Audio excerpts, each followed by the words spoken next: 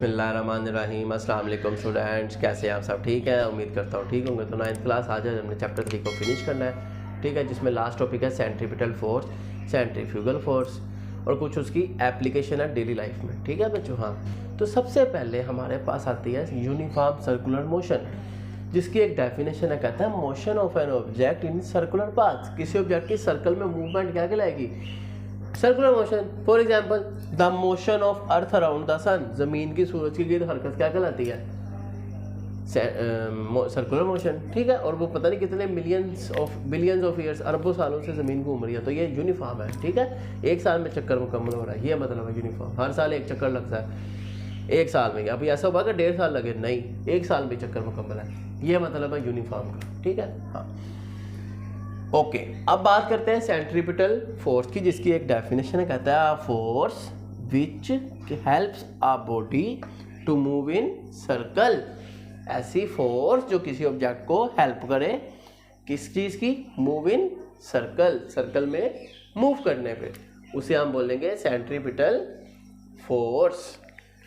ये बच्चों इसका फार्मूला है एफसी, सिंबल है किसका? सेंट्रीपिटल फोर्स का, mv² आर।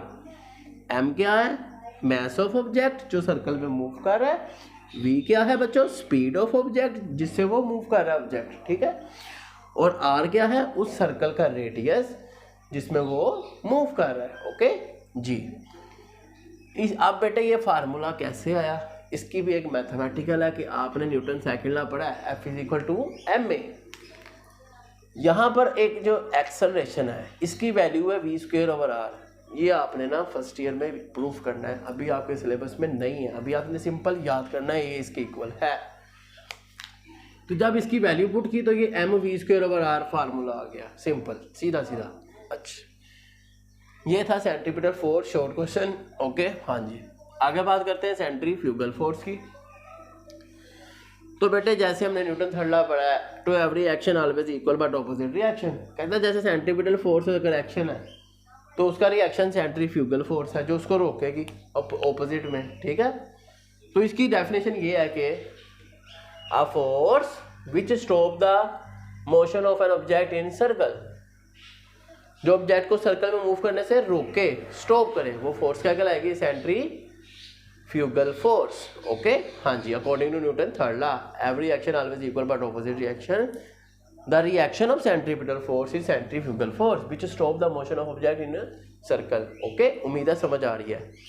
अच्छा, तो बेटे ये थी सिंपल हमारी सेंट्रीपिटल फोर्स और सेंट्रीफ्यूगल फोर्स। अब इनकी मिलके ना 3 हमारे पास एप्लीकेशन है डेली लाइफ में, आप यूज करते हैं। एक तो है बैंकिंग ऑफ रोड, एक है हमारे पास क्रीम सेपरेटर, और एक आ जाती है बच्चों वॉशिंग मशीन, ड्रायर, ठीक है। तो सबसे पहले बेटे बैंकिंग ऑफ रोड है। अगर आपको याद हो, आप मरी हिल्स पे जाएं, पहाड़ों पे, तो आपको याद हो जो रोड्स होते हैं उनमें एक तरफ उनके पहाड़ होता है और एक तरफ खाई होती है, छोटे छोटे बैरियर्स होते हैं, कुछ रोड्स पे वो भी नहीं होते, ठीक है। हाँ, तो बहुत डिफिकल्टी होती है ड्राइवर्स को ड्राइव करने में। तो बेटे अगर आपको क्या किया जाए, उनको बैंकिंग ऑफ रोड की जाए ना उनमें, जहाँ पे टर्न आते हैं खतरनाक किस्म के, तो बहुत ईजी हो जाएगा, एक्सीडेंट भी नहीं होंगे। तो देखें, एक तरफ माउंटेन है, ये रोड है, ये छोटा सा बैरियर सा ब्लैक कलर का जो मैंने बनाया। तो मैंने ये कहा कि अगर एक साइड बैरियर वाली ऊंची कर दी जाए, सड़क ऐसे टेढ़ी कर दी जाए, इसे कहते हैं बैंकिंग ऑफ रोड। इसका फ़ायदा क्या होगा? जब टर्न आएगा गाड़ी इजीली टर्न कर लेगी, ठीक है। हाँ, वो ये जो बैंकिंग ऑफ रोड है, ये सेंट्रीपिटल फोर्स प्रोवाइड करेगी उस गाड़ी को और वो इजीली टर्न कर लेगी, ओके। बात समझ आ गई? ये था बैंकिंग ऑफ रोड। सेकंड है क्रीम सेपरेटर। अब बेटे आप देखें, हम लस्सी बनाते हैं, मिल्क शेक बनाते हैं, तो देखते हैं ऊपर झाग आ जाती है, बेसिकली वो क्रीम होती है, ठीक है। हाँ, इसी तरह दूध को जब ग्राइंड करते हैं ना तो झाग आती है, वो क्रीम होती है। उसको आप साइड पे कर लें तो क्रीम सेपरेट हो जाती है, और उस मशीन को हम बेसिकली कहते हैं क्रीम सेपरेटर, ठीक है। जब ये स्पीड में घुमाता है ना दूध को, उसमें जो पार्टिकल्स होते हैं प्रोटीन के, चिकनाई वगैरह के, ठीक है, वो क्या होते हैं, उनकी डेंसिटी थोड़ी लो होती है। तो जब वो स्पीड में मूव करते हैं तो वो हल्के होते हैं, वो ऊपर सरफेस पे आ जाते हैं। इस तरह उनको हम सेपरेट कर लेते हैं, ओके। हाँ, नहीं, थर्ड है वॉशिंग मशीन। वॉशिंग मशीन में भी इसी तरह कपड़े हम डालते हैं, ड्राई करते हैं, और ताकि सर्दियों में बहुत यूज़फुल है ये, ठीक है ना। तो बेटे होता क्या, एक टब होता है जिसमें सुराख होते हैं, हम कपड़े डालते हैं, हम वो मूव करता है स्पीड में, तो पानी के मालिक्यूल को क्या मिली, सेंट्रीपिटल फोर्स। जब वो मूव करेगा फास्ट स्पीड में, वो पार्टिकल उन होल से बाहर आते हैं टब से, और फिर दीवारों से टकरा के पाइप के थ्रू पानी बाहर, और कपड़े क्या हो जाते हैं, ड्राई हो जाते हैं, ठीक है बेटे।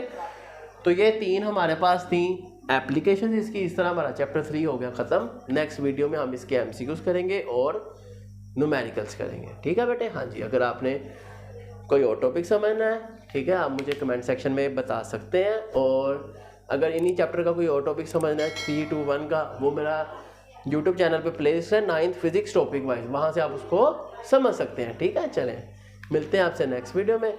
सी यू देन, अल्लाह हाफिज़।